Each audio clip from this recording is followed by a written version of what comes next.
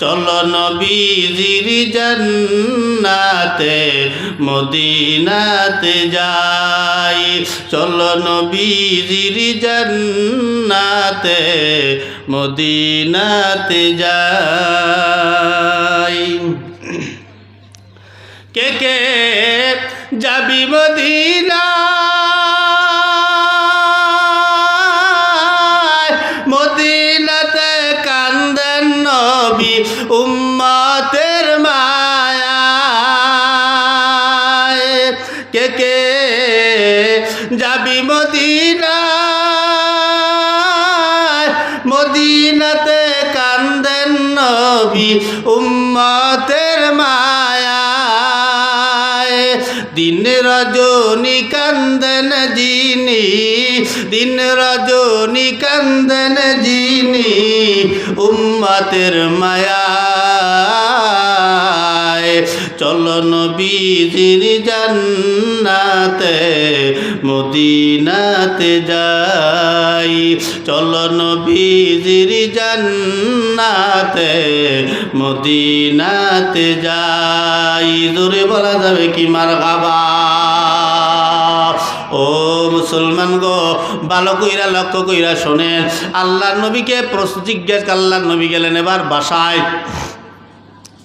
আয়েশা সিদ্দিকা রাদিয়াল্লাহু তাআলা আনহা চোখের কোটা বেবে পানিগুলা জমিনের উপরে পড়ে। আল্লাহর নবী বলেন, কেউ আয়েশা তোমার চোখের গোটায় পানি কেন, কেন কান্দ? আল্লাহ আয়েশা আওয়াজ দিয়া কয়, ইয়া রাসূলুল্লাহ, আমরা যে রোজা রাখছি, ইফতারি যে করব, ঘরে কোনো ইফতারি করার মতো কোনো খাবার নাই। আল্লাহর নবী চিন্তায় পড়ে গেলেন, কি আর করার? আল্লাহর নবী বলেন, আয়েশা কিছু করার নাই, যা আল্লাহ জোটায় তাই দিয়েই ইফতারি কইরা ফেলাও। ওই দিনের ঘটনা, আল্লাহর নবী আর আয়েশা ওই দিন পানি দিয়া ইফতারি করছি। আহা, পানি দিয়ে ইফতারি করছে ওই দিন। আর ওই সময় এমন একটা সময়, ওই ইফতারি করিয়া ওই পানি খাইয়াই আল্লাহর নবী আর আয়েশা রোজা রইলেন। পরদিন সকালবেলা কি আর করবে, আল্লাহর নবী মন আর ভালো না, কারণ আল্লাহর নবী রোজা রাইখা গলাটা শুকাইয়া গেছে। পানি খেয়ে আর কত দূর থাকা যায়? দুইটা খাজুর খাইলে খাজুরের ভিতরে আল্লাহ পাক বরকত রাখছে, এই জন্যে খাজুরটা খাইলে আপনি সারাটা দিন আপনি অনায়াসে কাটাই দিতে পারবেন।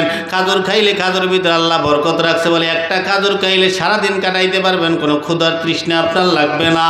কিন্তু শুধু পানি খাইয়া থাকা যায় না। এক গ্লাস পানি খাইলে দুইবার প্রস্রাব করলে পেট কান খালি হইয়া যায়। রমজানের উসিলায় আল্লাহ পাক গলাটা শুকাইয়া দিলেন, গলা শুকাইয়া গেল। আল্লাহর নবী কি করবে? সাহাবীদেরকে খবর আর নিলেন না, কি আর করার? সাহাবীরাও তো রোজা রাখছে। আল্লাহর নবী মাঠের ভিতর দিয়া হাঁটতে হাঁটতে হাঁটতে হাঁটতে এমন একটা জায়গায় গেলেন, যেই জায়গায় কিছু পাহাড় এবং চতুর্পাশ দিয়ে সুন্দর সুন্দর পাথর সারি করা।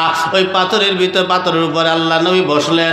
বইসে বইসে আল্লাহর নবী অপেক্ষা করতেছেন কি করবে। আল্লাহ নবী বড় চিন্তিত, কিছু করার নাই। বইসে বইসে আল্লাহর নাম জপতেছে। হঠাৎ করিয়া আসমান জমিন তাম দুনিয়াটা স্তব্ধ হয়ে গেল, কারণ আল্লাহর নবী এক বেলা পানি খাইয়া রোজা রইছে, কি করা যায়? সব স্তব্ধ হয়ে গেল। ফুলগুলা কেমন যেন জইরা জইরা পইরা যাইতেছে, আকাশটা যেমন কালো মেঘাচ্ছন্ন হয়ে গেল, বাতাসগুলা কেমন যেন হয়ে গেল। ও মুসলমান, এক পর্যায়ে কিছু মৌমাছি, ওই মৌমাছি যেই মৌমাছির মধু আমরা খাই, যেই মধুর ঘটনা আল্লাহ পাক কোরআনের ভিতরে বলছে, যেই মধুর উপকারিতা সম্পর্কে আল্লাহ পাক কোরআনের ভিতরে বলছে। এই জন্য মধুর ভিতরে আল্লাহ এমন উপকারিতা রাখছে, যার উপকারিতা আল্লাহ পাক কোরআনের ভিতরে নাজিল কইরা দিছে।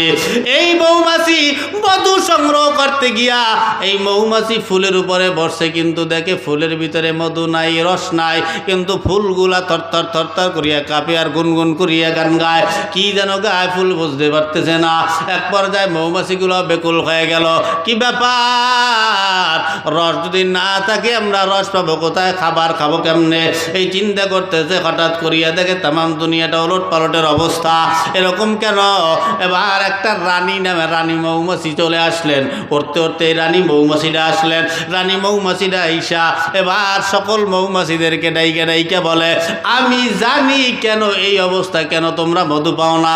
বলে কোন কারণে খায়? বলে আল্লাহর নবী মুহাম্মাদুর রাসূলুল্লাহ যার নামে রুসিলায়, যার বরকতের রুসিলায় আমরা মধু সংগ্রহ করি, এই মানুষটা এক ডোক পানি খাইয়া রোজা রাখছে, তার গলাখানা শুকাইয়া গেছে, কি আর করা যায়? বলে এই কারণে এই দেশের এই অবস্থা।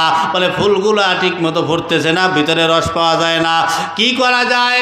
আল্লাহর নবীর ঘরে রোজা খোলার মতো কোনো খাবার নাই, কোথায় খাবার পাওয়া যায়? নবীর টেনশন করতেছে, বইসা বইসা কোথায় আমি খাবার পাবো, কারণ ওই সময় তো খাজুরও তো হয় নাই, কি করা যায়? এই মধুগুলা একজাক মধু উঠতে উঠতে আইসা আল্লাহ নবীর পাশে দাঁড়াইয়া ভন ভন করিয়া শব্দ হইতেছে। আল্লাহ নবীর পাশে আইসা দাঁড়াইলেন, সালাম দিলেন, আসসালামু আলাইকা ইয়া রাসূলুল্লাহ। আল্লাহ নবীকে সালাম দেওয়ার পরে আল্লাহ নবী আশ্চর্য হয়ে গেল, কি ব্যাপার? মধুমাছি তোমরা এখানে কেন? আল্লাহ পাক মধুমাছি কথা বলতেছে। আল্লাহ নবী আশ্চর্য হয়ে গেল, কি ব্যাপার মধু, তুমি মৌমাছি, তুমি কেমনে কথা বলো? এবার রানী মৌমাছিরা ডাইকা ডাইকা বলে, ইয়া রাসূলুল্লাহ, আপনার সাথে কথা বলার জন্য আল্লাহর কাছে কাকুতি মিনতি করেছি, আবদার করেছি, আপনার সাথে কথা বলতে চাই। আপনার জবানের সাথে জবান মিলাইয়া কথা বলতে পারলে আমার কপাল খুইলা যাবে। এবার মৌমাছি কথা বলতেছে, ইয়া রাসূলুল্লাহ, স্বয়ং আল্লাহ আমাদের জবান খুইলা দিছে আপনার সাথে কথা বলার জন্যে। এই কথা বলার পরে আল্লাহ নবী বললেন, এবার বলো তোমরা কেন আসছো? বলে, ইয়া রাসূলুল্লাহ, আপনার ঘরে ইফতারি করার মতো কোনো খাবার নাই, আমরা সেই খবর পাইয়া, সেই খবর শুই না আমরা আপনার কাছে আসছি। আল্লাহর নবী বলেন, মৌমাছি, আমি যে রোজা রাখছি এক ডোক পানি খাইয়া, সারাদিনে আমি কিছু খাই নাই, আমার ঘরে যে রোজা খোলানোর মতো কোনো ইফতারির ব্যবস্থা নাই, তোমরা কেমনে জানলা? আমি তো দুনিয়ার কোনো মানুষের কাছে এই খবর জানাই নাই, এই খবর তো আমি জানি আর আমার আল্লাহ জানে। মৌমাছি বলে, ইয়া রাসূলুল্লাহ, আমাদেরকে আল্লাহ পাক ইলহামের মাধ্যমে আমাদেরকে আল্লাহ পাক জানাইয়া দেয়, এই জন্য আমি আপনার কাছে আসলাম। এই কথা বলার পরে বলে, ইয়া রাসূলুল্লাহ, আমরা আপনার জন্য কিছু মধু ব্যবস্থা কইরা দিতে চাই। আল্লাহর নবী আবার প্রশ্ন করলেন, আচ্ছা বলো তো তোমরা এই মধুগুলা কেমনে সংগ্রহ করো? বলে, ইয়া রাসূলুল্লাহ, বলে মধু তো অনেক রকমের আমরা রস খাই, কোনো গাছের রস, কোনো ফুলের রস তিতা, কোনো ফুলের রস হলো চুকা, কোনো ফলের রস হলো অন্য রকমের স্বাদ, কোনো ফলের রস বিভিন্ন রকমের স্বাদ হয়। বলে এই সবগুলো আমরা খাই, খাওয়ার পরে ওগুলো আমাদের পেটে যাইয়া হজম হয়, পেটে যাইয়া হজম হওয়ার পরে ওগুলো আমরা পিছনের রাস্তা দিয়ে মলত্যাগ কইরা ফালাইয়া দেয়। এরপরে অবশিষ্টগুলো যা তাইকা যায়, আপনার নামের জিকির করার কারণে আল্লাহ পাক ওগুলো সব মধুতে পরিণত কইরা দেয়। সুবহানাল্লাহ। ওরা খালি বলতো, যখন আমাদের পেটে অবশিষ্ট থাকতো আমরা ওই সময় জিকির করতো, লা ইলাহা ইল্লাল্লাহ, লা ইলাহা ইল্লাল্লাহ। এই জিকির করার কারণে মুহাম্মাদুর রাসূলুল্লাহ জিকির করার কারণে বলে আমার সব পেটের ভিতরে যা থাকে সব আল্লাহ পাক মধুতে পরিণত কইরা দেয়। আইছে কাশিয়ানি, হ্যাঁ এসে মসজিদ আছে, দেখ আলহামদুলিল্লাহ। আমরা বলি না আলহামদুলিল্লাহ। আমাদের সম্মানিত প্রধান মেহমান চলে আসছেন ইতিমধ্যেই, আল্লাহ পাকের দরবারে শুকরিয়া। আমি যত প্রোগ্রাম করি এই প্রোগ্রামের ভিতরে আমি অন্তত 1 ঘন্টা বা 1.5 ঘন্টা, যদি কষ্ট হইয়া যায় আধা ঘন্টা আগে হইলেও পৌঁছানোর চেষ্টা করি, তবে সর্বোচ্চ 1 ঘন্টা আগে পৌঁছানোর চেষ্টা করি। 1 ঘন্টার ভিতরে পৌঁছাই যেন কমিটির কোনো কষ্ট না হয়, কারণ বক্তাদের এটা একটা বদভ্যাস যে 10 মিনিট আগে যাবো, যাইয়া তাড়াহুড়ো করে উঠবে, নইলে আবার টাকা কমাই দেবে, এই সেই বিভিন্ন চিন্তা মাথার ভিতরে। তো ওই চিন্তাটা আমার ভিতরে নাই, কারণ আমার তকদির আল্লাহ পাক যেটা লেখে রাখছে ওটা ওখান থেকে হাজার রকমের পথ নয়, লক্ষ কোটি প্রকারের পথ আল্লাহ পাক অবলম্বন করছেন, যেগুলার মাধ্যমে আল্লাহ পাক বান্দার জীবনের গুনাহ মাফ কইরা দিবে। এক নম্বরে ধরেন আপনি সুবহানাল্লাহ বললেন, আল্লাহর কোনো নাম জপলেন, একবারে 1 সেকেন্ডের আমল, 1 সেকেন্ডে আল্লাহর নাম নিলেন।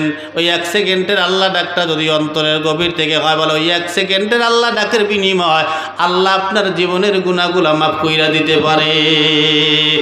1 মিনিটে আমল আছে, 1 ঘন্টার আমল আছে। পবিত্র শুক্রবার দিন বইসে বইসে 80 বার যদি দুরূদ শরীফ পড়া হয় জুমার নামাজের পরে, বলে আপনার 80 বছরের গুনাহ আল্লাহ তাআলা মাফ কইরা দেয়। শুধু দুরূদ শরীফ পড়বেন, 1 ঘন্টার ভিতরে আপনার আমল ক্লিয়ার। বলে এই আমলটা করবেন সুন্দর কইরা। এরপরে আসেন একদিনের আমল আছে, একদিনের আমলের বিনিময়ে আল্লাহ পাক আপনার জীবনের গুনাহ মাফ কইরা দেবে। আমি বলতেছি কোন কোন আমলের কারণে আপনার গুনাহ মাফ হইতে পারে। যে আল্লাহ খালি আপনার এই বৎসরের ইবাদত দেয় না, আল্লাহ সেকেন্ডের ইবাদত পর্যন্ত দেয়। সেই সেকেন্ডের ইবাদতের বিনিময়ে বান্দার সব গুনাহ মাফ করে দেবে আল্লাহ, শুধু সেকেন্ডের। কারণ হিসাব নিকাশের শেষ পর্যায়ে গিয়ে আল্লাহ পাক শুধু বান্দার ওসিলা খুঁজবে, শুধু ওসিলা। কেমন ওসিলা? আমি এখানে হাত জাগাইছি, আপনারা নামাজ পড়বেন 5 ওয়াক্ত সকলে, এইটা একটু হাত জাগাই আল্লাহর একটু দেখান,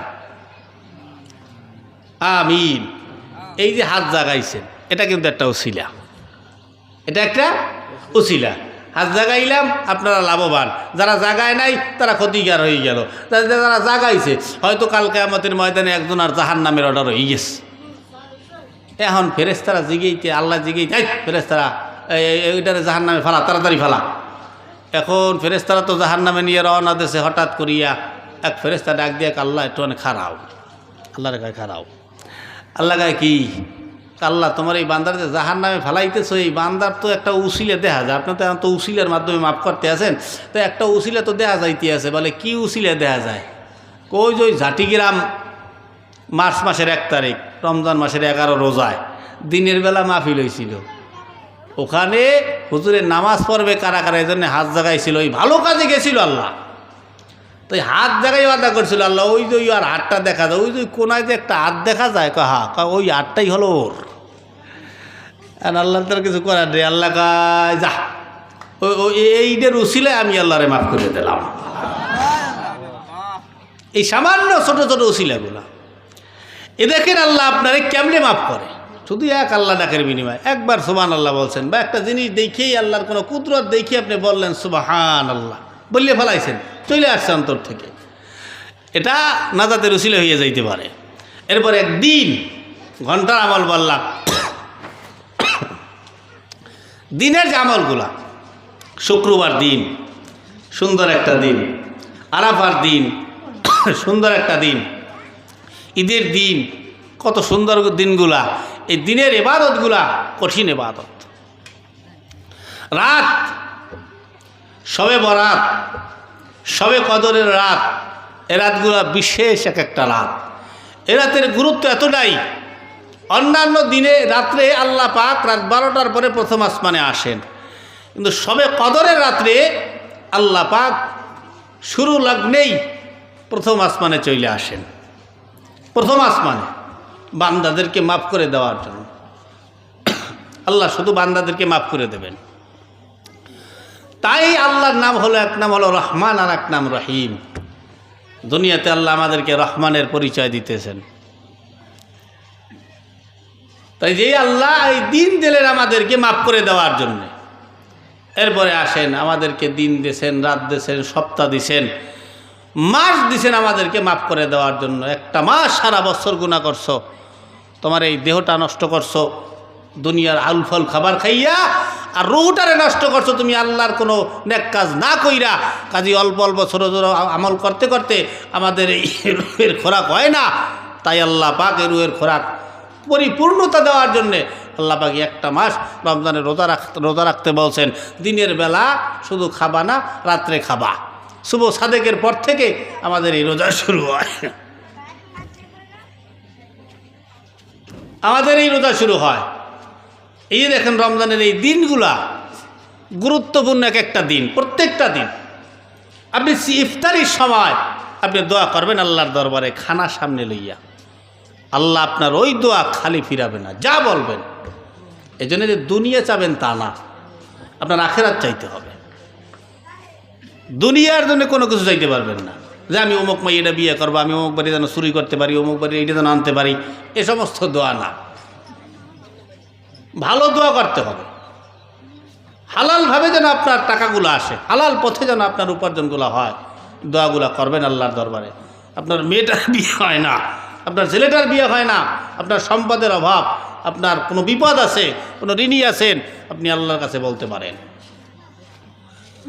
ওই একটা সময়, এরপরে সিহারি খাওয়ার পরে আজান দেওয়ার আগ পর্যন্ত যে 10-12 মিনিট সময় থাকে, ওই সময়টা সুন্দর একটা সময়, অন্ধকারে বাতিটা নিবাই দিয়া আল্লাহর দরবারে দুইটা হাত যদি উঠাই দেন, আল্লাহ পাক যা চাইবেন আল্লাহ পাক তাই দিয়ে দেবে। এই জন্য বেশি বেশি চাওয়া, প্রতিটা দিন আল্লাহর কাছে গুরুত্বপূর্ণ এক একটা দিন। এরপরে রাতগুলা আপনি যদি পালন করেন সুন্দর মতো, তাহলে প্রতিটা রাতই আপনার জন্য সবে কদর হয়ে যাবে।